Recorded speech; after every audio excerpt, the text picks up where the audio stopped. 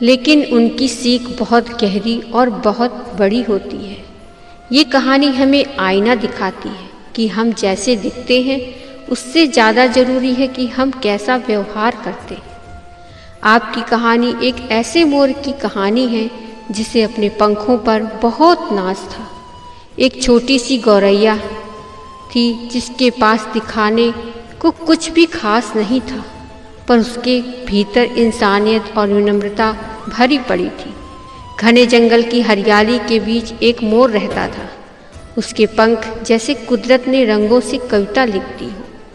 जब भी बारिश होती तो वो पंख फैलाकर नाचता और हर किसी को जताता, देखो मुझ जैसा सुंदर इस जंगल में है कोई और नहीं है।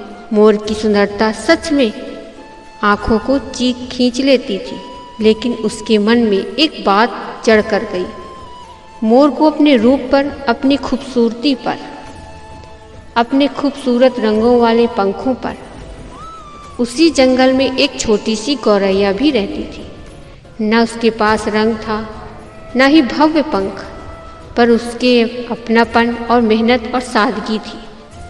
वह रोज अपने काम में लगी रहती थी और दूसरों से मीठे स्वर पर बात करती थी। एक दिन मोर फिर अपनी सुंदरता की डींगे मारने लगा।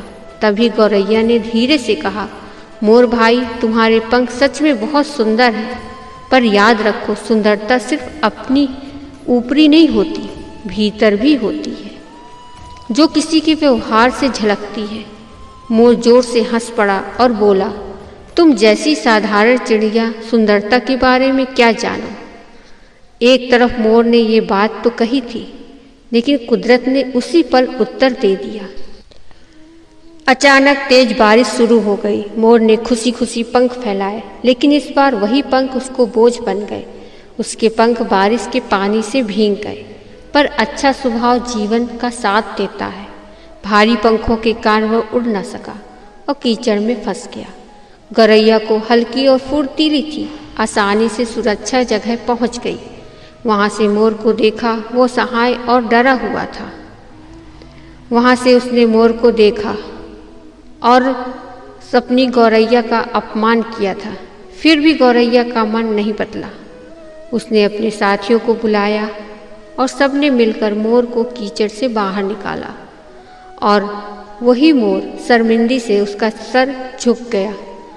उसने अपनी भूल और समझ में आ गई। उसने कहा, आज मुझे पता चला कि पंख सुंदर हो सकते हैं, पर सबसे ज़्यादा सुंदर जिसे होना चाहिए वो मन है, दिल है। चाहे वो इंसान का हो या पक्षी का या जानवर का, सबके भीतर होना चाहिए। विनम्रता से ही सब सुंदर बनता है। गौरैया, मुझे माफ़ कर दो। उस दिन से मोर एक बहुत बड़ा पाठ सिखा गया कि सुंदरता तो एक खास उम्र तक ही होती है। ये कहानी चुपचाप सिखा जाती है कि सुंदरता घमंड बन जाए तो वही सुंदरता एक बोझ बन जाती है, और सादगी अगर दया और समझ से जुड़ जाए तो वो सबसे बड़ी शक्ति बन जाती है। फिर मिलेंगे दोस्तों अगली वीडियो में। तब तक अपना ख्याल रखना और हमेशा मुस्कुराते रहना। जय श्री कृष्णा। राधे राधे।